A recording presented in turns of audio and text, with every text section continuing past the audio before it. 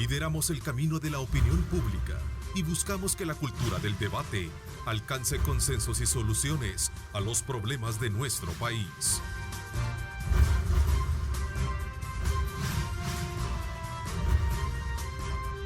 Diálogo con Ernesto López.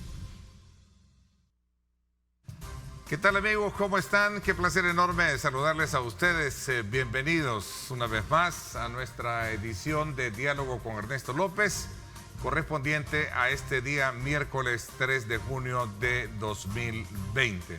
Continúan las lluvias y el peligro sigue siendo latente en todo el territorio nacional, especialmente en aquellas zonas altamente vulnerables o de alto riesgo como han sido calificadas por las autoridades.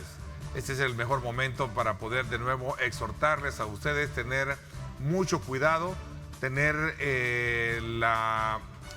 como la entereza de estar pendientes de lo que están diciendo nuestras autoridades y acatar todas aquellas recomendaciones. De acuerdo al informe de las autoridades, voy a mostrárselo. Tenemos para este día miércoles que se prevé, voy a mostrarles el mapa. Para este día miércoles se prevé que aún se mantengan condiciones de temporal en el país, con lluvias de moderadas a fuertes en la franja costera y por supuesto también la cadena volcánica central de nuestro país y especialmente de la zona paracentral y occidental. En la zona norte, lluvias vamos a tener, según el reporte, de moderadas intensidad con intermitencia. El cielo tendrá algunos claros ocasionales, según el reporte que están dando las autoridades en la zona norte, las cuales estarán acondicionadas o condicionadas y asociadas a la tormenta tropical Cristóbal, que ya todos conocemos, y lo cual va a mantener desde luego lo que los especialistas, los científicos llaman como zona de convergencia intertropical, ubicada sobre la costa centroamericana, y eso nos va a dejar, por supuesto, las constantes lluvias para las próximas horas. Así es que desde ya les invitamos a ustedes a mantenerse pendiente. Ahí vemos alta concentración de agua en el sector de Sonsonate, Aguachapán, el sector de Acajutla, la zona de la cadena volcánica un poco hacia el sur, como lo estamos apreciando en esta imagen satelital, en esta imagen del radar meteorológico que precisamente tienen las autoridades disponibles para, en función de informarles a ustedes y estar viendo las zonas donde está mayormente lloviendo. Así es que ahí está mejor imagen de primera mano que usted tiene para enterarse de cómo están la situación climatológica para las próximas horas. A la población en general se le recomienda precaución y mantenerse informada sobre el pronóstico de las autoridades con el fin de tomar las medidas preventivas adecuadas a la navegación marítima también y aérea, pesca artesanal y deportiva. Se le recomienda, según las autoridades, evaluar las condiciones atmosféricas y oceanográficas antes de realizar sus actividades, así como atender las recomendaciones de la Dirección General de Protección Civil. Quiero saludar a nuestro acostumbrado panel del día miércoles, Nueva Generación. Saludo cordialmente a Leonor Selva. Gracias, buenos días. Leonor, ¿cómo estás? Hola, buenos días. Gracias a Dios bien y espero que toda la teleaudiencia también esté bien. Muchísimas gracias. Tenemos muchos temas que hablar este día. Saludo cordialmente a Isaac Ortega. Isaac, gusto de saludarte.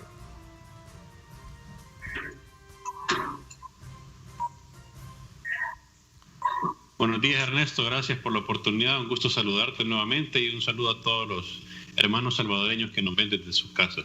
Henry Flores también se te saluda. Henry, buenos días. Buenos días, Ernesto, buenos días, Isaac, Leonor, a todos los Tania, a todos los amigos televidentes en este día lluvioso. Gracias también, Tania Pastor, gusto de saludarte. Gracias, hola a todos los que nos sintonizan, toda la audiencia de Megavisión y Henry, Isaac, Leonor, Ernesto, muy buenos días tengan todos. Bueno, voy a comenzar un poco así a nivel criterio, voy a darles el tiempo prudencial a cada uno de ustedes de un minuto, minuto y medio máximo para poder de alguna manera hacer las valoraciones de los temas que vamos a abordar. Además, los invito, panelistas, a que sean pausados en su habla a fin de poder llevar desde luego una velocidad que vaya acorde a el internet que cada uno de ustedes posee. Así es que bienvenidos, gracias a ustedes también, amigos que nos sintonizan. Queremos invitarlos a que participen, @diálogo21 es nuestra cuenta en Twitter, @Neto López Radio, también para que ustedes participen, envíenos sus comentarios y que estos sirvan de retroalimentación para poder formularle los comentarios y las preguntas a nuestros panelistas. Así es que quisiera comenzar con ustedes. ¿Cómo han visto el manejo de esta emergencia que se suma al COVID-19 por el tema de las lluvias y especialmente ahora que estamos siendo afectados, impactados por los remanentes que dejó la tormenta Amanda y que ahora, pues desde luego, este sistema ahora se ha convertido en un nuevo sistema de lluvias que estará afectando de nombre Cristóbal la región? Voy a comenzar contigo, Leonor. ¿Cómo has visto tú el manejo de esta emergencia? Sobre todo porque siguen desde luego bajo los criterios de las autoridades y también el apoyo de los legisladores el tema de los fondos para poder atender las necesidades por las cuales han caído ya muchas familias producto de las lluvias que han impactado fuertemente el territorio nacional. Comienzo contigo y tienen la palabra los cuatro también. Leonor. A ver, empezar por decir que claramente esto es un hecho fortuito, o sea, es algo que no podíamos haber. Siempre viene con la temporada de lluvia, pero en estas condiciones donde ya estamos lidiando con una pandemia, ciertamente es un reto bien particular para el país. Ahora bien, yo sí creo que este es el segundo llamado de atención para completar el sistema de protección civil, que era uno de los mejores en Latinoamérica, sino en todo el continente, y con el cambio de gobierno y con el cambio de personas se desmanteló, no se han juramentado, no solo es que no hay gobernadores, como se decía, es que a nivel comunitario no se han juramentado juntas de protección civil y no se han designado nuevos albergues ni se designaron nuevos albergues considerando que se están utilizando otros en la pandemia. Este es un segundo llamado. Si bien los desastres naturales no son cosas que nosotros podemos controlar, nuestra respuesta como Estado y como sociedad sí. Entonces el llamado es a completar el sistema de protección civil, a recuperar lo que ya teníamos, porque eso sí hay que decirlo, que ya lo teníamos, y también a continuar como nosotros como ciudadanos acatando las recomendaciones, pero también a no ser atenidos. Nosotros sabemos que ahorita la situación está descontrolada. Si usted vive por el borde de un río, por el borde de una quebrada y puede mudarse donde unos parientes o algo así, trate de hacerlo. Aparte preguntabas por el tema de los fondos. Yo entiendo que los fondos que se han solicitado, que el Ejecutivo ha solicitado, que solo son los 389 millones del Fondo Monetario Internacional, ya le fueron aprobados. Entonces hasta que el Ministerio de Hacienda consiga más fondos, hay que esperar a que lleve las solicitudes a la Asamblea. Finalmente sí, solo quiero decir que al menos veo positivo que se ha continuado la repartición de alimentos y sobre todo veo súper positivo en la respuesta de la sociedad, donde todos los actores privados, jóvenes, fundaciones, nos estamos activando y creo que hay que continuar ese apoyo y hay que ser parte de esa solución. Ok, magnífico. Veamos el resto. Creo que es muy importante lo último que acaba de decir Leonor. Todos los salvadoreños nos estamos uniendo ante estas dos dificultades que estamos viviendo en nuestro país. Primero la pandemia, el COVID-19, que ha causado tanto daño, luto y dolor, y ahora las lluvias. Es bonito ver cómo varias organizaciones, fundaciones, empresa privada, tanques de pensamiento, organizaciones políticas, partidos políticos mismos, todos han tratado de sumarse a esto y ahora vemos muchas más personas apoyando en este apoyo. En cuanto a protección civil y la capacidad de respuesta, yo creo que cada gobierno tiene formas y mecanismos para dar respuesta a esta atención. El gobierno actual ha decidido que no hayan gobernadores, pero eso no significa de que no hayan enlaces de protección civil comunitarios. De hecho, los alcaldes mismos son parte de protección civil. Estamos hablando de los 262 alcaldes que también son parte, están al frente de protección civil en los municipios.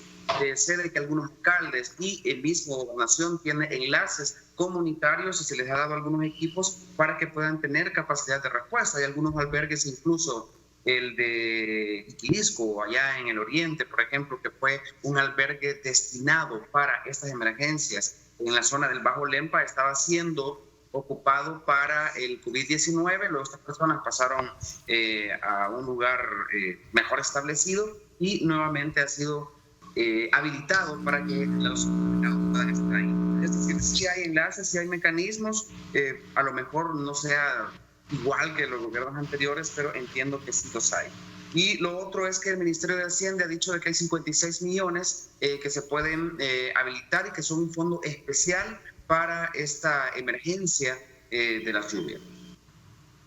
Bueno, cabe destacar que entre los alcaldes, Tania, hay discrepancias por la forma en cómo la Asamblea va a trasladar precisamente esos 116 millones que les servirán para afrontar en sus municipios las afectaciones recientes por las lluvias.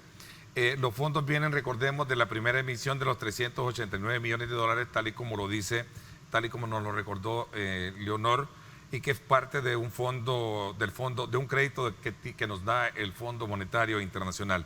Adelante, Tania, a ver cuál es tu lectura también de esta situación que ha llevado a enfrentar a algunos alcaldes con los legisladores. Vimos al alcalde de San Salvador, Ernesto Mason, también reclamarle a su partido directamente por la forma y el mecanismo en la cual ha quedado distribuida la tabla de dinero para los municipios. De hecho, los criterios de decisión para distribución de estos fondos es la parte que nosotros tenemos que tener mejor conocimiento cuál ha sido ese criterio, porque si bien es cierto que San Salvador tiene mucha mayor población, zonas que son más vulnerables y que vienen a volverse las más vulnerables en la emergencia de las lluvias. Aparentemente mañana entra Cristóbal y que también va a golpear fuerte. En ese sentido, los criterios del SENADE en este momento también es importante atender a qué criterios se utilizaron.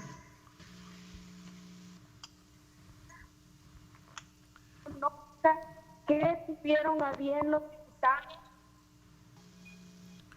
Parece que hemos tenido un pequeño inconveniente de conexión contigo. Voy a irme contigo, Isaac, en lo que corregimos con Tania. Bueno, yo quiero agregar un par de cosas. No sé si querés, dale. Ok, Tania, sí, vamos a ver si lo recuperamos. ¿Se escucha ahora? Hoy sí, te escuchamos. Hoy sí. Lo que yo decía es que es importante que la población conozca los criterios para eliminar las dudas que se tienen de que hubo favoritismo en relación a ciertos diputados. Sí. De hecho, esperaría yo que la transparencia sea la misma que se ha estado exigiendo al gobierno central y que la Corte de Cuentas tenga su papel principal, que también la CCS, que se ha permitido en este tema de la Contraloría. Ojalá y se firmen acuerdos en donde se les permita asesorar y de alguna manera transparentar esta situación, porque peligroso, y lo que se ha venido cuestionando en el gobierno venga también a replicarse esos cuestionamientos en las alcaldías, porque hay que decirlo, históricamente en El Salvador hemos tenido una malversación de fondos y una malutilización, sobre todo en cuestiones de emergencia. Ya tenemos a Francisco Flores, que usó haber desviado 10 millones de China a Taiwán, y eso que se comprobaron alrededor de 10 o 20 millones posteriormente que se le dio seguimiento, pero había más dinero detrás. Y que él mismo manifestó en la asamblea cuando fue interpelado, que, no recuerdo si fue una comisión especial, que él lo había proporcionado al partido Arena.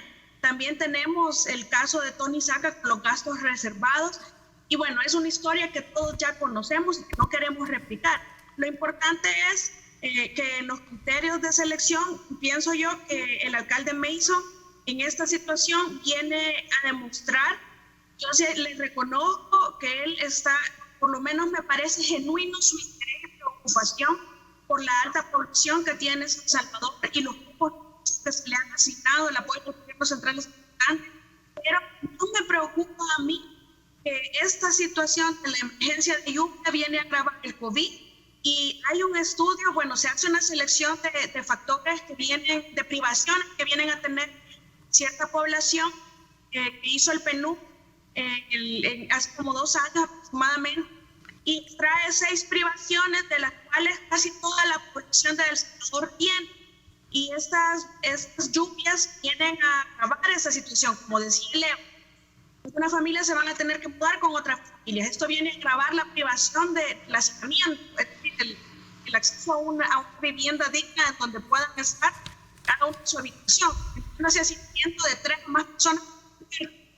Esto viene a agravarse con las lluvias, bien el acceso al saneamiento, el acceso a la salud, el acceso y el saneamiento encontramos también el acceso al agua potable. Es decir, son privaciones que vienen a situar más en esta emergencia y que el llamado es para sacar como conclusión algo que necesitamos estar leyendo funcionarios. Esa es la unidad, estar haciendo por separado cada uno desde su gremio o sector. En cada zona es mejor que haya una sola fuerza y distribución organizada. Ok, Tania. Es la base de todo. La planificación es importante. Es una emergencia, claro, pero esto va para largo. Ya tiene que estarse planeando a corto y a largo plazo.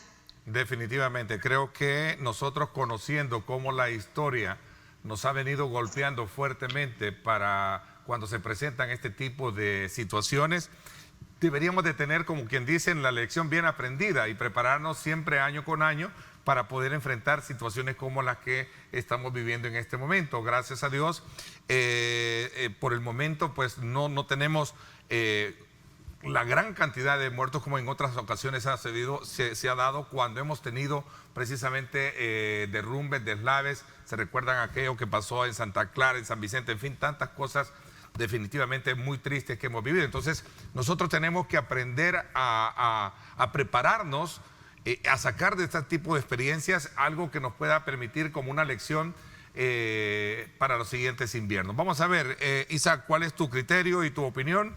Y luego vamos a tocar otros temas también que están relacionados no solo con el tema de la emergencia, el uso de fondos, sino que también los dimes y diretes, los enfrentamientos verbales que hay entre el Ejecutivo y precisamente también el Legislativo en cuanto al tema de fondos y a la declaratoria de estado de emergencia.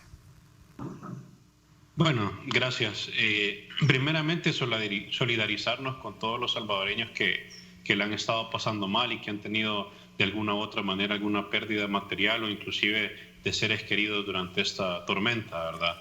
Ahora bien, tocamos un punto bien importante al final de lo que decía Tania y algo que mencionó Leonor también sobre la planeación y el ordenamiento.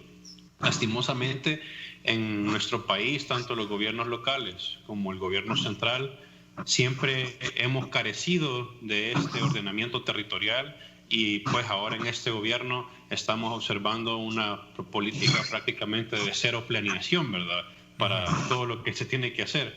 Y eso lo vemos ahora en esta situación de la tormenta, en donde los observadores internacionales avisaron sobre esta tormenta una semana antes aproximadamente, pero aquí estábamos distraídos con el tema de los fondos para la pandemia, el pleito en la asamblea con el gobierno central, y mientras tanto pues la tormenta se nos fue acercando y no pudimos reaccionar de manera adecuada.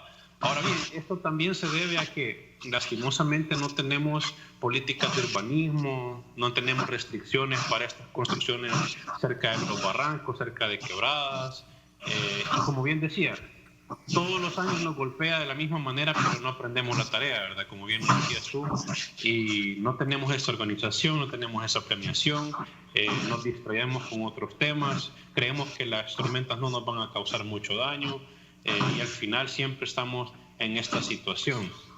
Es importante recalcar, ¿verdad?, que aunque las personas que en este momento están siendo atendidas posiblemente tengan lo suficiente, por ejemplo, por lo que se les está dando a través del gobierno, las ayudas solidarias y todos los demás organismos, ONG, grupos de jóvenes, iglesias que se están activando para colaborar, para donar. Es increíble cómo las redes sociales están moviendo tanta ayuda hoy en día que las historias de Instagram, las páginas de Facebook, Twitter, está rebalsando de información a dónde donar para poder llegar a los centros de acopio tanta ayuda que se necesita. Pero es bien importante porque posiblemente no vamos a aprender nuevamente de esto que nos ha pasado y nos vamos a enfrentar a otra ya ahorita, Cristóbal, ¿verdad? Que posiblemente entra. Y todavía no vemos ningún tipo de planeación clara, ¿verdad?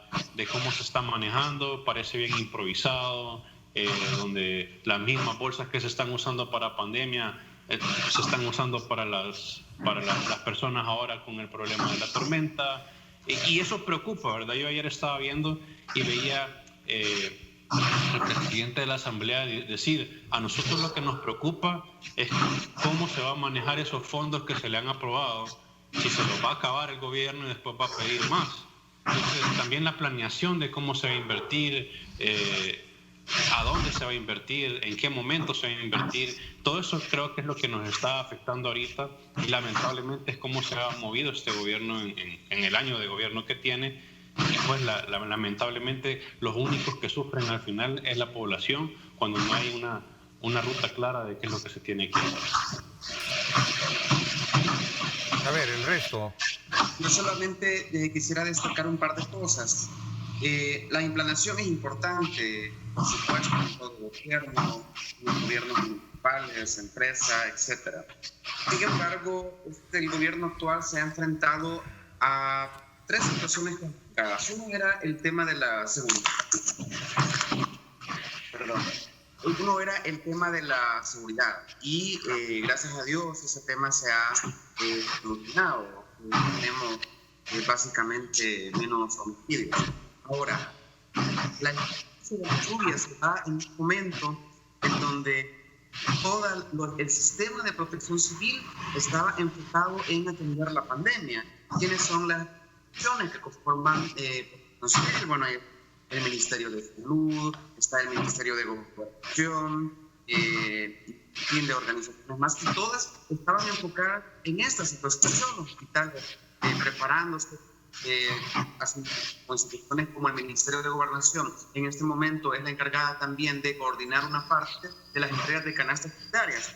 Entonces, yo creo que por más planeación que hay en este momento con la emergencia del COVID-19, iba a ser bien difícil, o está siendo bien difícil identificar este problema. Todas las instituciones, no solamente el gobierno, sino las alcaldías, tienen que sacar su máximo esfuerzo y creo que no hay un protocolo que quiera que te atender bilateralmente la emergencia del COVID-19 y atender además una emergencia como tormenta tropical. Y lo otro que quisiera destacar es que en una sola noche o en un par de días ha habido más lluvias en meses. Yo recuerdo las tormentas del huracán Mitch, del huracán Stan y todas esas que tenían una cantidad de decenas de muertos, pero ahora la infraestructura ha sido bien dañada. De hecho, el gobierno daba cifras de alrededor de $300 solamente de los últimos daños que se han verificado. Entonces, son importantes, por supuesto, pero debemos entender también que hay una situación muy complicada, histórica, para atender tanto la emergencia del COVID-19 como para atender la emergencia ahora de la tormenta tropical, y que van a necesitar de todos los salvadoreños. A ver, Leonor, tengo por ahí un ruido, no sé si lo está provocando. Voy a pedirle al equipo de producción y coordinación de la entrevista estar más atentos para coordinar eso con antelación. No sé si es parte de los audífonos que en algún momento están impactando o es parte también ya del enlace que tenemos definitivamente. Así que vamos a ver qué piensa el resto sobre este punto y cerramos y luego regresamos con los temas que también están gravitando alrededor de estas dos emergencias. Vamos a ver, Leonor. Yo creo que hay un par de cosas que entender. Ciertamente nosotros tenemos recursos limitados, tenemos dificultad para conseguir los recursos, incluso los 3.000 millones que habíamos previsto para la pandemia. Estamos enfrentando dificultades muy serias para completar ese dinero y buscarlo en el mercado internacional. Y sí creo en ese sentido que es válido que se estén reorientando. Por ejemplo, esos 389 millones que se aprobaron del FMI eran dinero que iba plenamente a la pandemia y hoy se han tenido que reorientar para la atención a la tormenta. Y ahí creo que empiezan las diferencias con lo que reclama el alcalde de San Salvador. La verdad que, como decía Tania, el dinero tiene que estar en función de la necesidad que se va a atender. El decreto se aprobó primero reconociendo que era para la pandemia, entonces se canalizó como FODES, porque digamos que era una pandemia que a nivel nacional estaba afectando y que todas las alcaldías tenían que tomar medidas precautorias. Ahora que se reorientó ese dinero para la atención a la tormenta, digamos que el dinero se va a distribuir igual, pero donde yo sí creo que el alcalde tiene que tener, como decía Tania, tiene que argumentar o justificar su petición, es porque en realidad tampoco hace sentido que se reparten en términos de densidad poblacional, sino en términos de cuáles son las comunidades más afectadas. Por ejemplo, no vamos a comparar La Libertad, toda la zona costera, la zona de Oriente. Creo que si se hace una petición, tiene que ser ya una petición que responda a la tormenta, y ahí sí creo que entonces el Ejecutivo también tiene el mapa más completo y está coordinando con las alcaldías. Si no los han presentado tal cual, entonces se tiene que hacer una distribución más o menos equitativa. Yo creo que ahí volvemos al tema de una mejor comunicación entre los órganos de Estado para que los fondos y la lógica de lo que se apruebe responda a las necesidades reales que tenemos. Pero de hecho hubo una reunión, Leonor, bueno, no una reunión, sino un anuncio que yo vi en donde el presidente le decía a los alcaldes que se iban a reunir justamente para evaluar las afectaciones que habían habido. De hecho, se le dijo a Neto Mason, alcalde de San Salvador, que pues si la asamblea no le daba los fondos, pues se le iban a proporcionar. Creo que esa comunicación ya empezó. Estoy de acuerdo lo que dice el alcalde, pero ahí también es urgente que él y todos los alcaldes, el mismo gobierno, presente una evaluación de las afectaciones que ha habido en los últimos días para hay que hacer reformas, se hagan, pero tendría que ser esta misma semana incluso. Pero vaya, si nosotros atendemos a las zonas de mayor vulnerabilidad, ya está científicamente comprobado mediante estudios incluso de pobreza, de índices de pobreza multidimensional, que las áreas más afectadas, estamos hablando de La Unión, de Morazán, de Usulután, de Cabañas. En Oriente se salva solo San Miguel.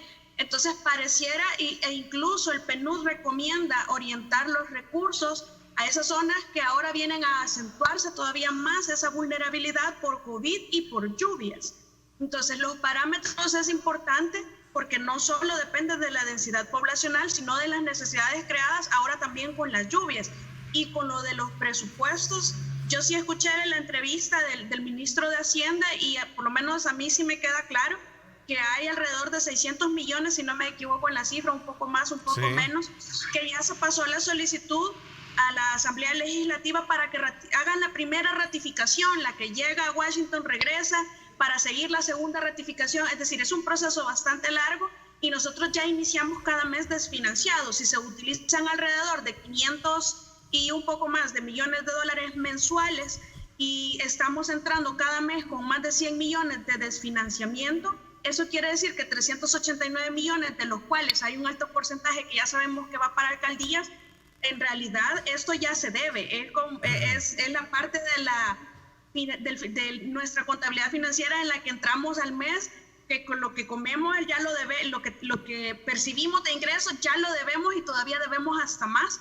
Y el Estado salvadoreño en este momento se encuentra en esa situación, pero de los fondos que se les fue encomendado gestionar, hay más solicitudes todavía de donaciones. Incluso me parece que mencionó que falta la primera ratificación y que están aproximadamente un mes en asamblea para esa primera ratificación. Entonces es importante la agilidad, porque si bien es cierto que el Ejecutivo es el que planifica y ejecuta las finanzas públicas, la administración, el equilibrio del presupuesto, etcétera, quien tiene la obligación de proporcionarle el acceso a esas finanzas es el órgano legislativo. Y aquí hemos visto un bloqueo caprichoso de esos fondos que tiene derecho a acceder el Estado porque estamos en emergencia y que la Asamblea se ha negado a reconocer esa emergencia y que la vino a reconocer hasta que ya estábamos con las lluvias arriba y con mucha desgracia en el país. Eso ya no se puede seguir dando. el acceso a los fondos tiene que darse. Los mecanismos de transparencia están en las reglas del juego establecidos.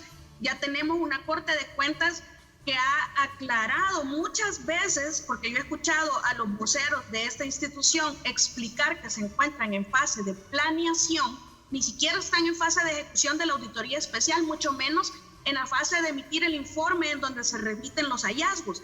Están apenas planificando, y ese informe que se presentó a Asamblea tuvo un corte el 5 de mayo, es decir, estamos casi un mes de no saber en qué estado se encuentra todo eso, porque se suspendieron por peligro de contagio y apenas están retomando las actividades en el campo. Entonces, en ese sentido es mejor ver cómo fortalecer la parte de Contraloría, fortalecer a la Corte de Cuentas, porque si se llega a enfermar un auditor y enferma a los demás, entonces nos quedamos sin Corte de Cuentas. Hay que ver en dónde necesitamos y fortalecer. Interesante, gracias Tania. Voy a hacer una pausa. Cuando regresemos vamos a hablar acerca de cómo la ley especial transitoria de emergencia por la pandemia COVID-19, atención integral de la vida, la salud y reapertura de la economía, aprobada por la Asamblea Legislativa el sábado pasado, aún no entra en vigencia, ya que el Ejecutivo no la ha sancionado. El presidente del Parlamento, Mario Ponce, informó ayer, por cierto, que ese decreto 648, que comprende dicha normativa, fue enviada el mismo día a Casa Presidencial, pero esta no fue recibida. ¿Qué va a pasar? El día viernes es el último día, entiendo, Tania, corríjame, en la cual se mantiene vigente varios aspectos que tienen que ver, por ejemplo, con la circulación del tema del DUI, creo que también, ¿verdad? El 6 de junio, porque estaba precisamente planificado para el efecto de que la cuarentena finalizaba el 6 de junio y sí, que iniciábamos ya con la reapertura, pero eso ya cambió, entonces hace falta ver cuál va a ser la definición del Ejecutivo en ese aspecto. El fin de semana, así es, vamos a hablar de eso cuando regresemos. Saludos a Marcos Clará. Dice Ernesto, ya el ministro de Hacienda le explicó cómo está lo de los fondos. No es cierto que el dinero está ya en efectivo, lo único que está son 389 millones de dólares, lo demás no existe por el momento. Así es, él estuvo muy pendiente, igual que tú también, de lo que conversé el día de ayer en el análisis del balance fiscal de año con el ministro de Hacienda, donde hacía de manera muy categórica la pregunta sobre si realmente existe o no existe dinero disponible aprobado para el Ejecutivo y si este realmente no lo ha utilizado. Entonces el ministro decía no lo hay, ¿verdad? Y él no sabía más que solamente en referencia a estos 386 millones de dólares que fueron aprobados recientemente.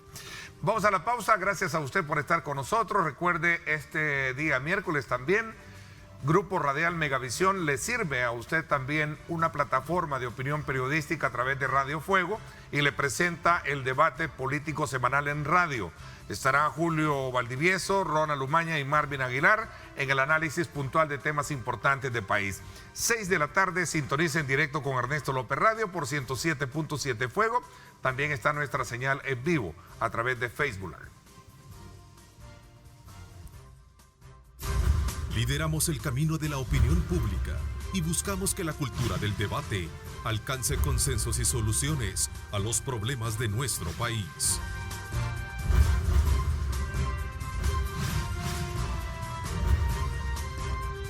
Diálogo con Ernesto López. Estás viendo Diálogo con Ernesto López. Yo me quedo en casa. Sé un héroe 503.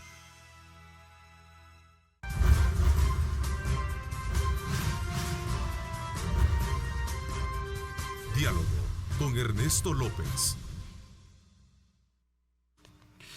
Bueno, son las 7 de la mañana con 5 minutos, 7 de la mañana con 5 minutos. A continuación, antes de nuevamente hacer el enlace, voy a presentarles a continuación el siguiente reporte periodístico que precisamente da una evaluación sobre el tema de lluvias en nuestro país. Y por supuesto también un poco poniendo en el contexto la situación de los alcaldes y la declaración que el mismo alcalde de San Salvador el día de ayer hiciera precisamente en demanda de su partido por los fondos de la forma en cómo se han distribuido. Vamos a ver un poco para comprender mejor el tema. San Salvador como tal recibe como departamento 13.5 millones de dólares Fíjense ustedes, San Salvador. En el caso de San Salvador como municipio, 1.7 millones de dólares. El caso de Ciudad Delgado, casi 636 mil dólares, ¿verdad? Que son los que también Soyapango, casi 1 millón de dólares. Y por ahí hay una distribución que a criterio de ellos, pues, no les gusta muchísimo. Pero ese es parte del tema que habíamos razonado y habíamos planteado con nuestros panelistas. Yo no he visto que el gobierno falle en esta emergencia, dice Mario Esperanza. Sin embargo, Mariana también escribe y dice: señores, el amor a la verdad implica riesgo, pero te hace libre. Lástima que están tan lejos de la realidad. Seguimos un poco entendiendo, jóvenes, así queremos en la Asamblea jóvenes, con una nueva visión para comprender mejor la situación de país. Vamos a ver, Blanca Paca, dice Tania y Henry, también hablan muy bien sobre lo que está sucediendo en nuestro país. Vamos a ver, regresamos con ustedes. Tania, ¿qué va a pasar si el presidente veta lo que fue aprobado precisamente por la Asamblea Legislativa el sábado pasado y que de alguna manera es demanda de parte del presidente de la Asamblea Legislativa para que el presidente pueda sancionarlo? Se trata de esta ley que entraría desde luego bajo esa lógica vigencia si el presidente la aprueba, si no la veta y si no le da las observaciones pertinentes. Veamos.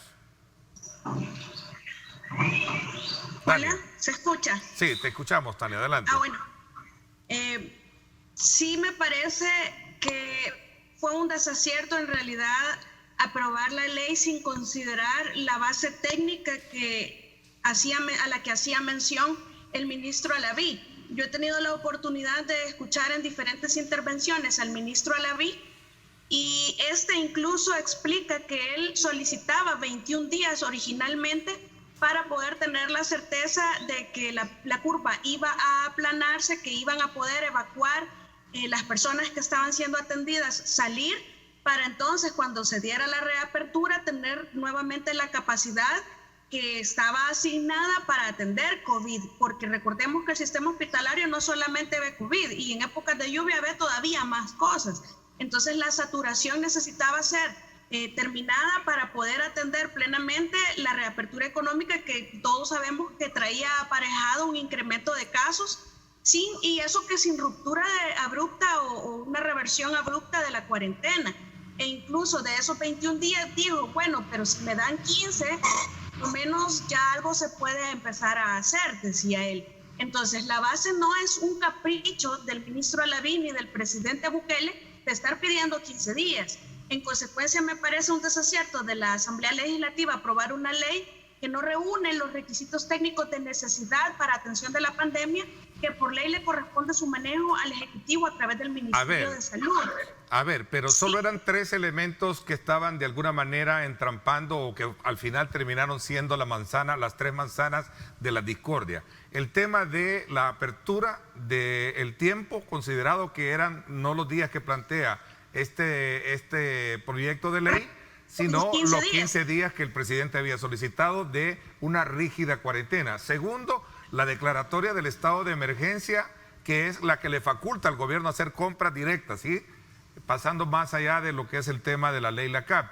Y el otro elemento, si no más lo recuerdo, tenía que ver con aspectos relacionados con el tema del desplazamiento de el uso de los DUI para el desplazamiento de las personas en el estado de cuarentena, si no más lo recuerdo. Sí, precisamente en esos 15 días es que estaba el impasse y esos 15 días no eran caprichosos, eran técnicos. Entonces ellos la aprobaron a sabiendas que el presidente no era lo que pedía porque no era lo que le pedía su ministro. Entonces la lógica debió ser, mejor le damos esos 5 días más, esos 15 días para iniciar la apertura o la reapertura, que esperar, porque prácticamente es un mes de procedimiento de formación, de proceso de formación de ley, en lo que el presidente puede vetar, devolver a la asamblea supera el veto, devuelve al presidente, el presidente entonces remite a la corte resuelve. Ese procedimiento es infructuosamente burocrático en este estado de emergencia que nos encontramos. Y si los 5 días tenían fundamento técnico, pienso yo que la asamblea hizo muy mal en hacer una ley o emitir un proyecto de ley que en realidad no iba a pasar o que no va a pasar porque no reúne esos requisitos. Con el tema de la CAP, es claro que precisamente ellos desde el principio, nosotros ya lo habíamos discutido anteriormente, Ernesto, ¿sí? Y que lo que no quieren ellos es facilitar esas compras, pero de eso estamos hablando, es la obligación constitucional de la Asamblea proporcionar el acceso a recursos al Ejecutivo para hacer frente a esta doble emergencia, que antes ya era emergencia, que incluso escuchamos diputados cuestionar si en realidad había una emergencia en El Salvador y en el mundo. Son cosas verdaderamente peligrosas. Ok, ¿compartes tú esa opinión, Isaac? Fíjate que yo estaba analizando lo que estaba diciendo Tania y sí, en parte comparto la opinión porque sí, la Asamblea está obligada a asignarle fondos al gobierno central para poder afrontar la emergencia. Sin embargo, yo creo que, como dice el dicho, echa fama y échate a dormir, ¿verdad? Y realmente desde hace 2-3 semanas, un poquito más, venimos escuchando de parte del gobierno central aquello de que esta semana estamos en el pico más alto de la crisis. La siguiente semana viene y vuelven a decir, esta semana estamos en el pico más alto de la crisis.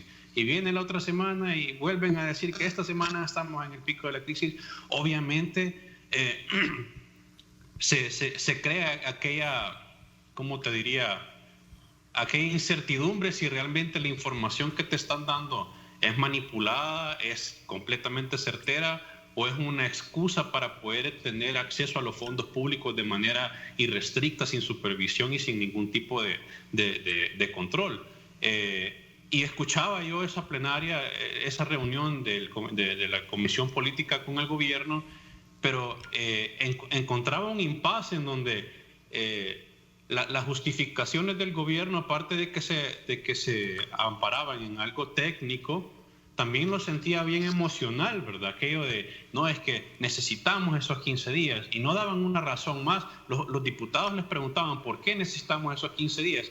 Sí, es que lo necesitamos, pero no te decían realmente, sí, porque el comportamiento de esto, o sea, nos venían diciendo la misma historia que nos venían diciendo desde el principio, que necesitamos 7 días para determinar los contagios y con quienes han estado relacionados, pero eso no justificaba nada más que el hecho de llegar a un consenso, que fue lo que no se hizo.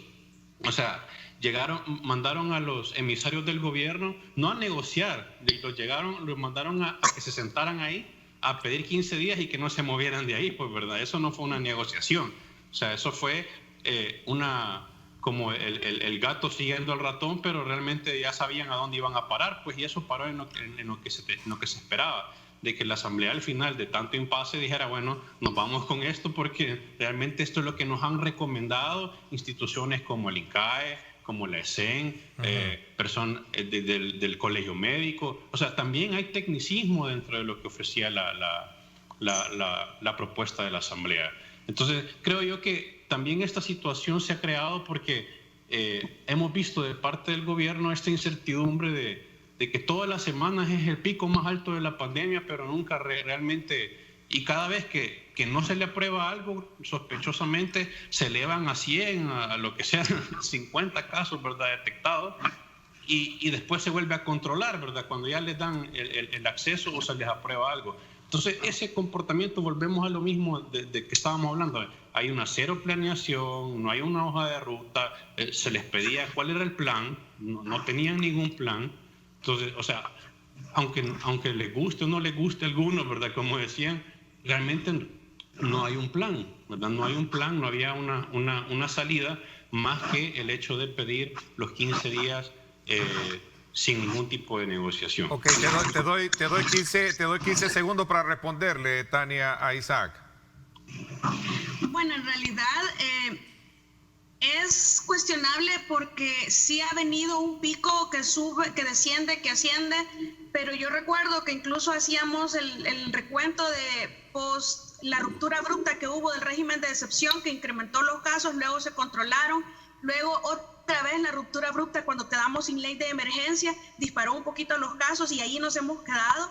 Entonces, lo único que necesita el Ejecutivo, según le he escuchado yo al ministro, yo no estoy escuchando al presidente, sino que entrevistas que el ministro ha dado y ha explicado que él requería 21 años que están fundamentados técnicamente en lo que se conoce en todo el mundo. Incluso el colegio médico en sus voceros, en entrevistas, han manifestado, incluso contigo, Ernesto, que ellos recomendaron a la Asamblea que no era sano tener una reversión abrupta de la cuarentena, que el virus se combatía con estrategias preventivas, con planificación técnica bien ejecutada, pero no podía haber una reversión abrupta. Y los diputados nos quieren sin cuarentena. Yo creo que cuarentena va a haber de aquí hasta que haya vacuna.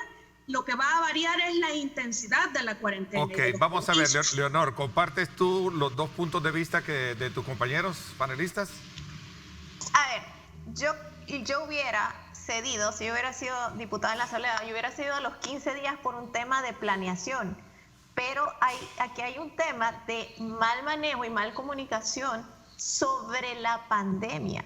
Y es que, por ejemplo, ya un montón de estudios científicos nos están diciendo que Latinoamérica no está aplanando la curva. Entonces esa idea de deme 15 días más porque voy a aplanar la curva, deme 15 días más porque voy a aplanar la curva, es falso. Estamos aplazando la curva y la estamos aplazando en teoría esperando que esté listo más hospitales, que se habiliten más UCIs, pero en algún momento tienes que decir esta es la capacidad instalada médica con la que vamos a trabajar.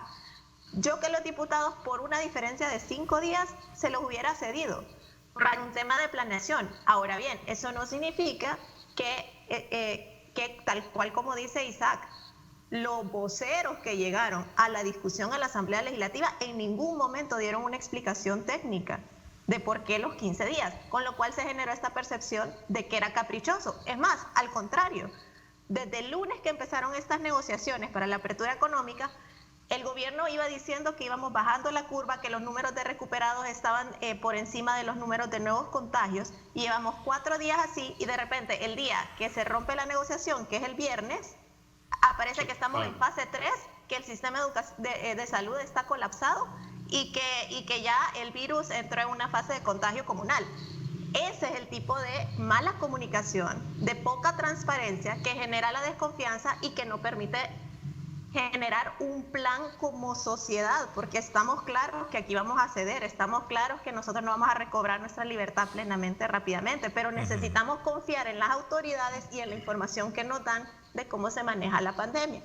En el segundo tema, que sí creo que es lo de las compras directas, hay que hacer una aclaración. No es que la Asamblea no estaba habilitando compras directas. Hay una forma de contratación pública que es la más expedita, la más rápida, la que te pide menos requisitos, que ya está en la LACAP. Lo que el Ejecutivo estaba pidiendo es algo menos transparente y más flexible que eso, donde ahí ya se genera un problema de transparencia, porque como decía Tania y como decía Henry, siempre nosotros ya tenemos una historia de que los periodos de emergencia siempre se han aprovechado para actos de corrupción. Entonces, yo creo que ya el mecanismo de compra directa de la LACAP era lo suficientemente rápido y expedito para manejar la pandemia sin tener que pedir prácticamente que no hubiera ningún control ni transparencia. Yo recuerdo que sí hubo una explicación técnica de parte del ministro, que no logró convencerlos en la mesa, esa es otra cosa. Y que a la larga también cayó al 20, como decimos, a buen calor salvadoreño, el hecho de que el cansancio en algún momento los tenía copados. Recuerden que fue maratónica ese tipo de reuniones. Lastimosamente, creo que el agotamiento lo llevó a escaldar hasta cierto punto momentos bien álgidos de esa situación. Vamos a ver, Henry, ¿qué piensas al respecto? Si estás un poco de acuerdo o te distancias de lo que están diciendo tus compañeros de mesa. No, básicamente los 3 compañeros han mencionado que están de acuerdo en que se hayan dado los 15 días de cuarentena. Yo evidentemente también estoy de acuerdo con eso. En lo que no estoy de acuerdo es en que se mencione que no se dio una explicación. Se dio una explicación y no solo una vez, se dio muchísimas veces. Se dijo de que necesitábamos 15 días más para tratar o sea, sí hubo una explicación. Lo que no hubo fue convencimiento. ¿Por qué razón? Bueno, esa es la discusión. Hay que verla. Si es por cuestiones de capricho de uno o es porque realmente no me convence técnicamente lo que me estaba diciendo, ¿no? Sí, o sea, hubo una explicación y la explicación era que necesitábamos bajar la curva. Claro. Se habló también de que los hospitales estaban, dice Leonor, bueno, justamente en ese momento se disparan los casos, se dice que entramos en la fase 3. Bueno, justamente por eso se necesitaban los 15 días, porque los hospitales empezaron a colapsar. El Hospital San Rafael de Santa Tecla, por ejemplo, ahí hay 0 capacidad y hay otros hospitales que ya tienen 0 capacidad. Se necesitaba tiempo también para empezar a hacer funcionar otros hospitales, pero sí hubo una explicación de que se necesitaba bajar la curva. Ahora, yo escucho a Isaac que menciona, bueno, está la ESEM, bueno, pero o sea, ¿quién es la ESEM en temas de salud? Está el colegio médico. Aquí hay que escuchar las recomendaciones de la Organización Mundial de la Salud, de la Organización Panamericana de la Salud, y ellos han recomendado que Latinoamérica no estaba lista en ese momento y todavía no está lista para salir inmediatamente y poner en primer lugar la reactivación de la economía. También recomendaba seguir con la cuarentena. Además, entrar en esa que son 5 días, 10 días, fácilmente. Al final, se vino la lluvia y los negocios están cerrados, pero eso fue casualidad. Yo creo que hubo mucho ego en la negociación y sobre todo por parte de los diputados, porque en efecto necesitan estos 15 días. Ahora, en cuanto a las compras, por eso es que hay una ley de emergencia. Porque las emergencias permiten las compras directas para desburocratizar esos procesos y que las instituciones puedan acceder a esos recursos, porque por eso es una emergencia. Pero lo que se percibía es cierto bloqueo. Estoy de acuerdo que deben de haber restricciones, pero hombre, estamos en una emergencia. Y el otro tema que no se tocó es que había ahí un impasse anterior en esto del uso de acceso a la información pública, que también entra dentro de las negociaciones. Ok, voy a pedirle a nuestro encargado de audio que tenga mucho más atención. Vamos a la pausa, 7:22 minutos. Gracias por estar con nosotros.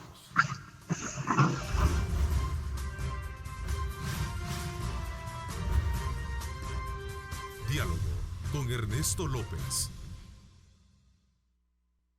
Estás viendo Diálogo con Ernesto López. Yo me quedo en casa. Sé un héroe 503.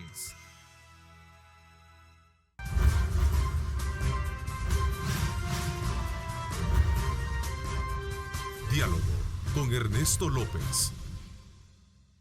Bueno, gracias nuevamente por estar con nosotros. Seguimos con este análisis de país en la voz de la nueva generación con Leonor Selva, con Tania Pastor, con Isaac Ortega y por supuesto también Henry Flores. Quiero aprovechar, invitarlos y exhortarles a ustedes, amigos, que nos están sintonizando tanto en nuestra señal en Facebook, así como también en nuestra señal abierta, que participen. Nos gusta interactuar con ustedes. Por favor, formulen directamente la pregunta con el debido respeto para poderla trasladar y generar desde luego las discusiones pertinentes también en las redes.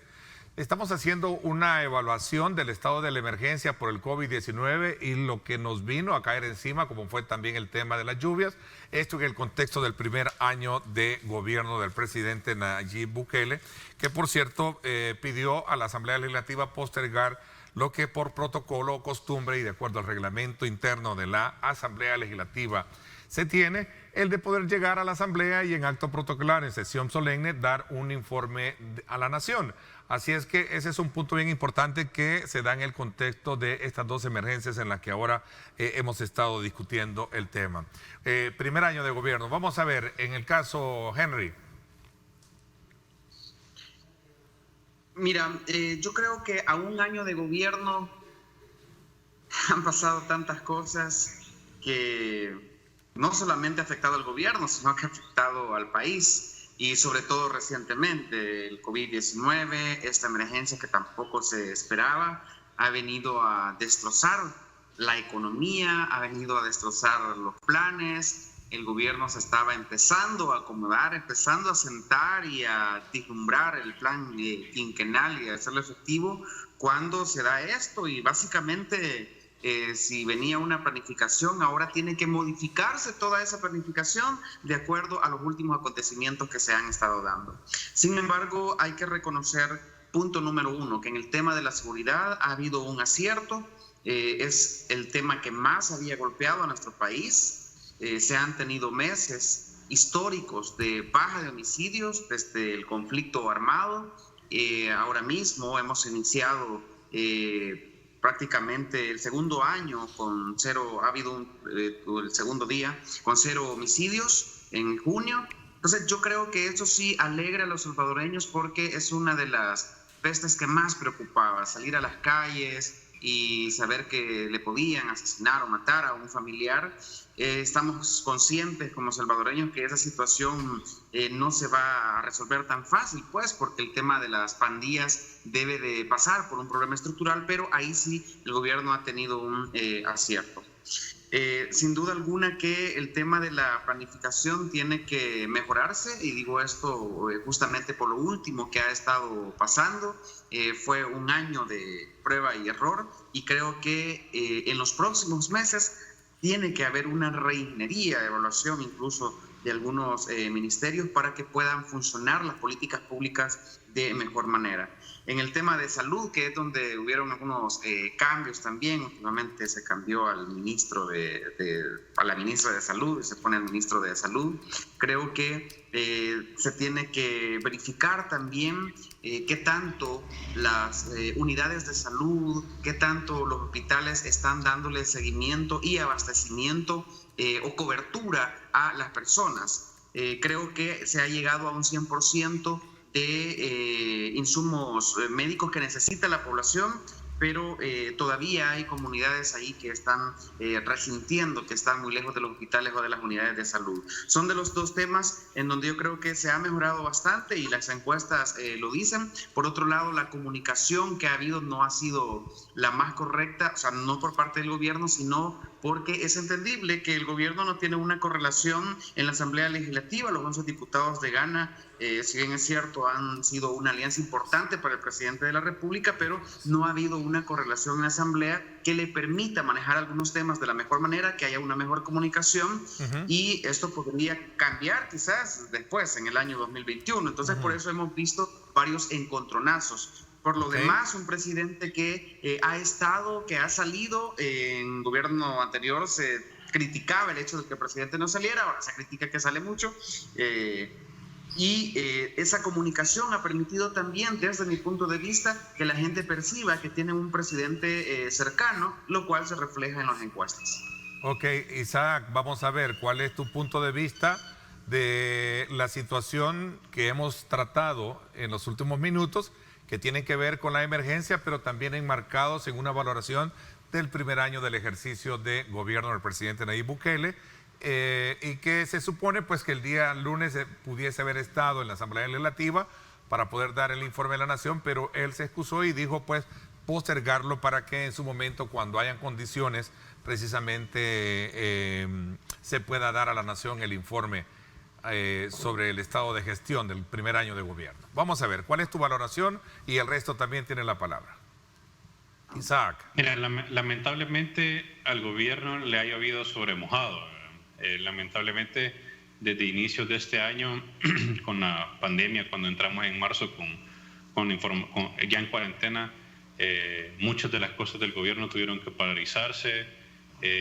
Yo creo que la comunicación es lo que ha creado dudas de cierta información, tal como lo decía Leonor, de que te dicen una cosa una semana, salen como otra semana, y después el ministro mismo, un día después de haber estado en el consejo, la reunión, sale diciendo que realmente no es que no están dando abasto, simplemente que ya casi van a llegar a dar abasto. Entonces te quedas como, entonces ¿por qué me decís esto en otro momento, verdad? Entonces eso creo que es lo que ya, para cerrar la parte de la epidemia, la pandemia y el estado de emergencia, nos deja mucha duda a veces lo que comunican. En cuanto al primer año de gobierno, fíjate que empezó con positivo, siento yo, ¿verdad? La verdad es que llegó un gobierno que a la gente que votó por él le daba mucha esperanza el hecho de que las cosas iban a ser diferentes, amparado en las banderas de luchar contra la corrupción, de mejorar la seguridad, de no hacer las mismas cosas de siempre o las que estábamos acostumbrados a ver. Sin embargo, empezamos a ver después las primeras cartas, ¿verdad?, de gabinete, y empezamos a decir, bueno, va a ser un gobierno tal vez donde se considere por lo menos la meritocracia, ¿verdad?, el nivel de experiencia y todo, pero después llega el día de la juramentación, el 1 de junio, y ves una plaza llena de personas con una juramentación de la población al estilo de un matrimonio público, ¿verdad? Y después de eso, después de que pasa todo eso, al final del día te vas dando cuenta del resto del plantel, ¿verdad? De todos los ministros y toda la gente que iba a trabajar con este gobierno, y se te acabó la expectativa de la meritocracia y se te acabó aquello de que ya no va a haber nepotismo en el país. Y después, pues después vemos un gobierno que sale, que va a buscar relaciones internacionales de manera positiva, que va a mejorar la relación que teníamos desgastada con Estados Unidos gracias al gobierno del FMLN. Vemos a un presidente que se va a Asia, ¿verdad? A Japón, a China, a Qatar y países fuertes con los que podríamos hacer interesantes alianzas estratégicas para beneficiar a muchos salvadoreños. Y vemos en el transcurso de esto un plan territorial, un control territorial que está dando efectos. Incluso yo en una entrevista lo dije, se percibe, ojo, la palabra percepción, se percibe que se está mejorando, que estamos haciendo muchas cosas buenas con el gobierno, de que se está controlando la delincuencia, las pandillas están un poco pensando 2 veces antes de hacer las cosas, pero también después empezamos a ver una incongruencia en ciertos datos, cómo se empiezan a manipular las cifras. Entonces te quedas como otra vez el problema de comunicación. Y después pues llega el fatal día del 9 de febrero, ¿verdad? Donde se rompe toda la separación de poderes y tenemos un problema de democracia, en donde tenemos un presidente que por alguna razón, no sé si los asesores o fue muy impulsivo, pero empieza a deteriorar la forma como nos estaban viendo internacionalmente, y pues y en eso entramos en el problema del COVID-19 y ahora con la emergencia.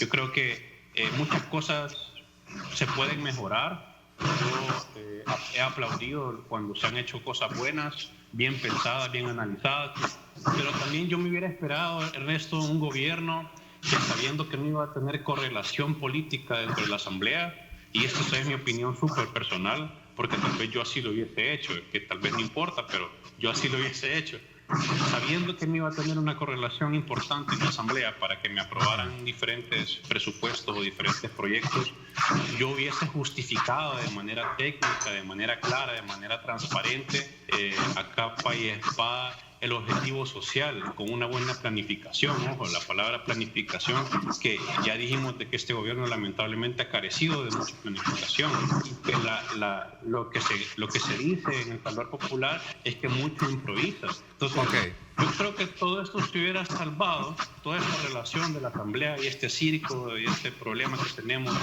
de respetar los órganos del Estado se hubiera salvado.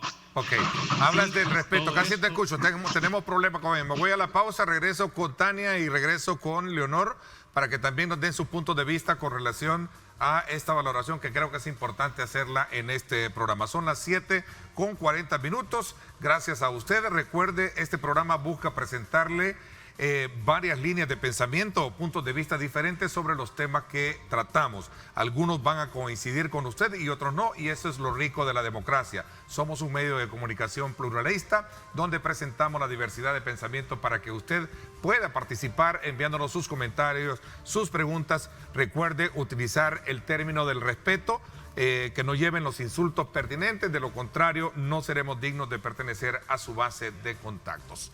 Nos vamos a la pausa y regresamos con más.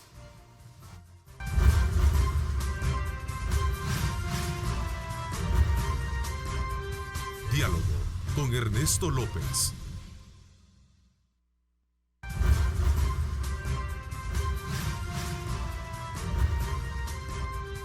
Diálogo con Ernesto López. Bueno, gracias nuevamente por estar con nosotros. Vamos a ver, me quedé contigo, Tania, y también con Leonor, para poder de alguna manera colocar la situación que tenemos, las dos emergencias, la del COVID-19 y por supuesto la emergencia por las lluvias. Recordemos que son situaciones inesperadas, como si bien es cierto, lo decía Isaac, pues al gobierno le llueve sobre mojado, pero también esto se da en el entorno de una situación evaluativa de país a la cual hemos estado históricamente acostumbrados, sobre todo cuando se trata de hacer una valoración de los aciertos y desaciertos que ha tenido el gobierno en el primer año de gobierno. Comienzo contigo, Tania, y también Leonor tienen la palabra. Vamos a ver, tómense el tiempo prudencial.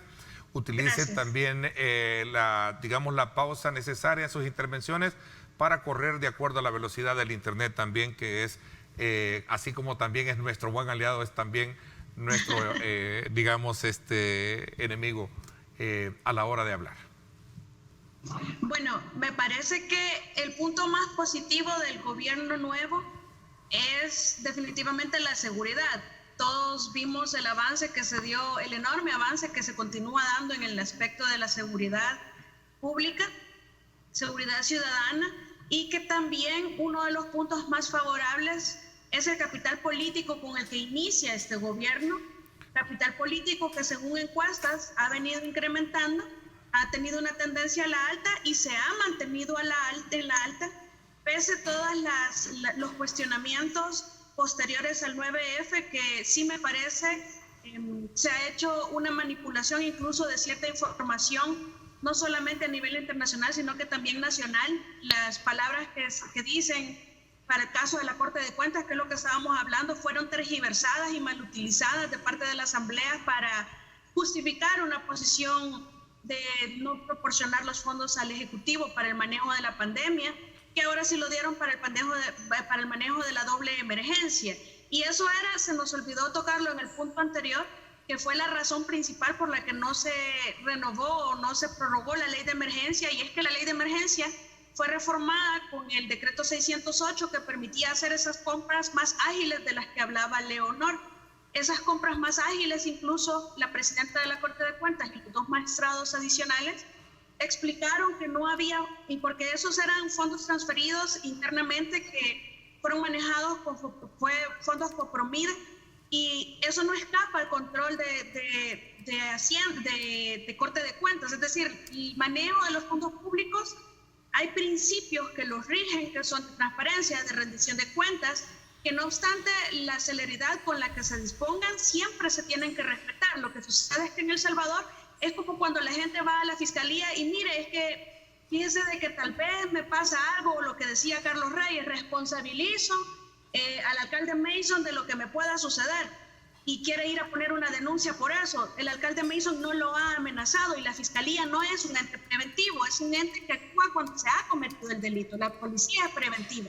En este caso, lo que se quiere hacer es que la Corte de Cuentas actúe como fiscalía, y la Corte de Cuentas hace un control. Si hay hallazgos, los remite a fiscalía. Si constituyen delitos, es en la fiscalía en donde se va a investigar. Aquí lo que hay es un freno, o que no se le está permitiendo al Ejecutivo trabajar. Y ahí viene entonces la parte negativa, a mí no me gusta denominarla como parte negativa, sino como el punto o el aspecto donde hay una oportunidad muy grande de mejora para el Ejecutivo en su gestión. Y eso es de cara a que vamos a estar en emergencia, por lo menos lo que le resta de gestión. Y el punto de mejora grande, oportunidad grande que tiene el Ejecutivo es en ese nivel de concertación del presidente y de todo su gabinete. Ese nivel de concertación precisamente o principalmente con los otros órganos de gobierno. Ahí hay una oportunidad muy grande de mejora, y es bien difícil, yo entiendo, pero tienen que hacer un esfuerzo, principalmente en el Ejecutivo, independientemente de lo que hagan los otros 2 órganos. El Ejecutivo tiene una oportunidad de mejora grande y tiene que impulsarla. Es bien difícil porque yo entiendo que en realidad ya estamos en campaña preelectoral, y eso es lo que está prevaleciendo, lo que va a seguir prevaleciendo, y ahí es donde tiene que reflexionarse y apostarle a esa oportunidad de mejora grande que tiene, y mejorar su nivel de concertación a todo nivel, porque no se puede dar un discurso. Es decir, hay una conexión que hay que reconocerle al presidente, hay una conexión tremenda con la población. Y cuando digo la población, me refiero a la población más desprotegida, a la población más necesitada, a esa población olvidada en los últimos 30, 40, 50 años, que han sido protegidos sectores de los gobiernos anteriores, ahora el presidente se encarga de recordarle a la gente constantemente que trabaja por ellos, que trabaja por los más necesitados y que ellos son su objetivo principal. Esa conexión grande que tiene es lo que le da el capital político y hace que se mantenga alto en las encuestas, a pesar de las críticas de un sector de intelectuales en el país. Pero sí, insisto, que su oportunidad de mejora se encuentra en su nivel de conservación. Ok, vamos a ver, Leonor, ¿cuál es tu valoración? Me están pidiendo una pausa también, creo que debemos la última pausa, ¿verdad? Sí, tenemos la última y regreso contigo, Leonor, regreso contigo. Vamos a la pausa.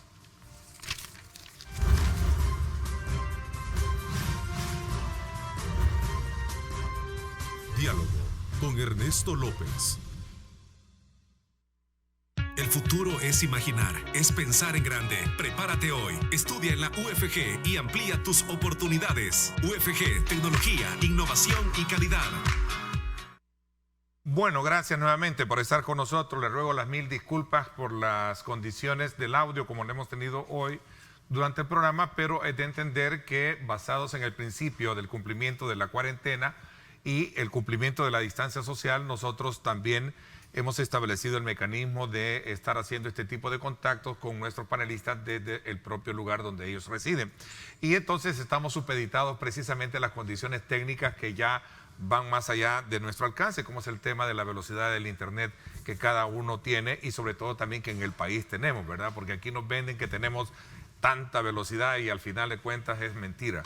Vamos a ver, me voy contigo, Leonor. Bueno, quizá voy a ser muy puntual y voy a ir como dicen, lo bueno, lo malo, lo feo y las recomendaciones como para el futuro. Yo creo que lo bueno, indiscutiblemente, la seguridad ha sido donde al principio de la gestión se puso mucho del músculo del gobierno en solucionar el problema de la seguridad y ha rendido frutos hasta la fecha. Es un problema bastante complejo que no se va a resolver tampoco en un año para darle sostenibilidad, pero que por el momento ha sido un gran éxito y eso creo que se celebra y lo celebramos todos, ¿no? Creo que también por el mismo hecho de que representaba una renovación, una tercera nueva opción, la presidencia de Nayib Bukele reavivó una especie de entusiasmo o de especie de confianza a nivel internacional que nosotros podíamos aprovechar en el tema de volver a lograr esos apoyos internacionales para implementar nuestras políticas. Sobre lo malo, sí creo yo que es un gobierno que tiene mucha improvisación y lo vinculo a la inexperiencia de gran parte del gabinete. Creo que también hay serias deficiencias, por ejemplo, en cuanto a la asesoría legal, o sea, la Secretaría Jurídica. Creo que hay otros gabinetes y ministerios que también tienen serias deficiencias y eso genera mucha improvisación. Lo feo para mí sí ha sido definitivamente los retrocesos en materia de transparencia y en materia de nuestro sistema democrático, o sea, ese volver al protagonismo de la Fuerza Armada, el 9F, que no es poca cosa, y el constante conflicto con las instituciones y ese constante conflicto con las reglas democráticas. Eso sí me preocupa, espero que lo corrija, espero que dé un paso atrás en estas acciones. Y recomendaciones para el futuro, pues yo creo que, partamos de que lo que sea que fuera el plan de gobierno cambió. O sea, este fenómeno de la pandemia reescribió toda la historia del país. Se vienen nuevos retos. Hay planes que probablemente eran buenos del gobierno y hoy no se van a poder ejecutar o ya no van a ser prioridad. Entonces sí creo que hay que reagrupar. Creo que una de mis recomendaciones principales sería reevaluar algunos miembros del gabinete que antes no iban a tener tanto protagonismo como ahora van a tener que ser personas sumamente capaces en un montón de sentidos. O sea, el gabinete social, el gabinete económico van a tener que tener músculo muy fuerte de aquí en adelante para levantar al país de lo que quede de la pandemia. Y de nuevo, como que yo sí creo que hay una oportunidad para que de aquí en adelante el gobierno no va a poder actuar solo. Entonces tiene que abandonar ese discurso de odio, de confrontación, porque va a tener que construir consensos para sacar al país adelante. Aciertos y desaciertos, así 2 por cada uno. Vamos a ver, Tania, aciertos y desaciertos al primer año de gobierno.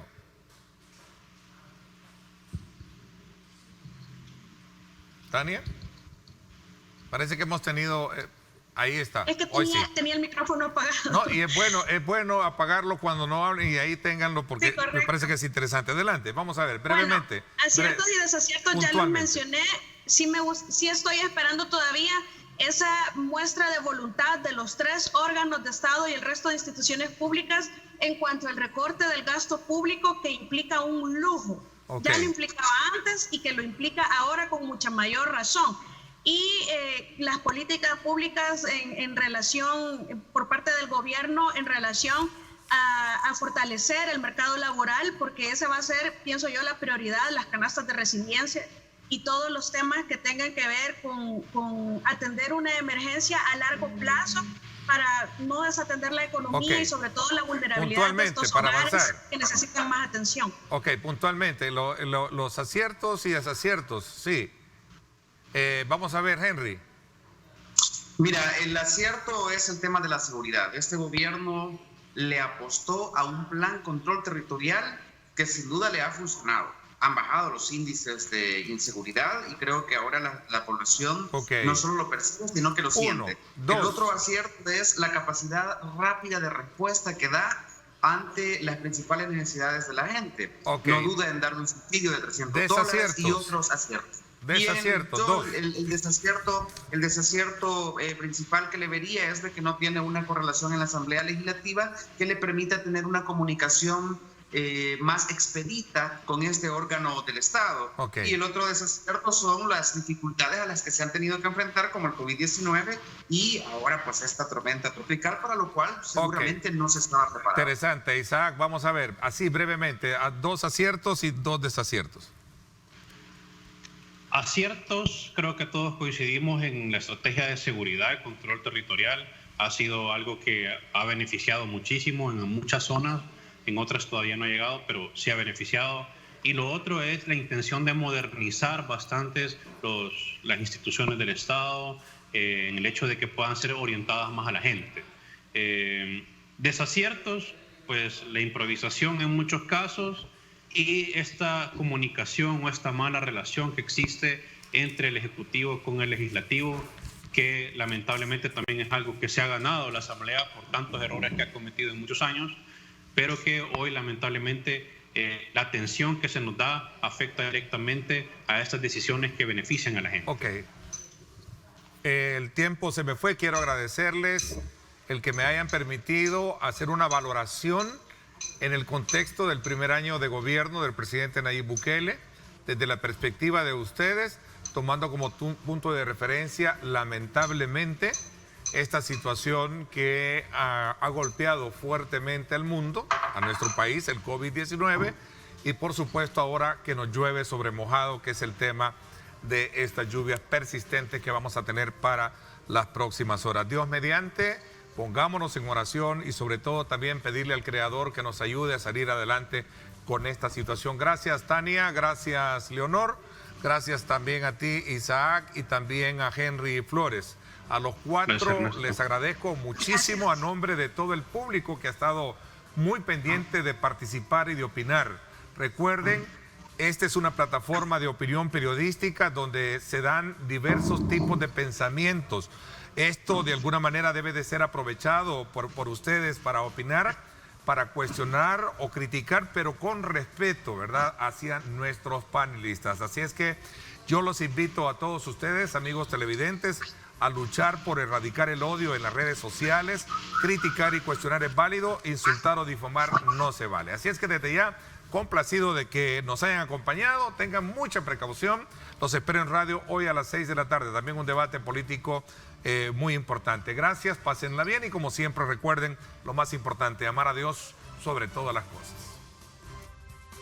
Lideramos el camino de la opinión pública y buscamos que la cultura del debate alcance consensos y soluciones a los problemas de nuestro país.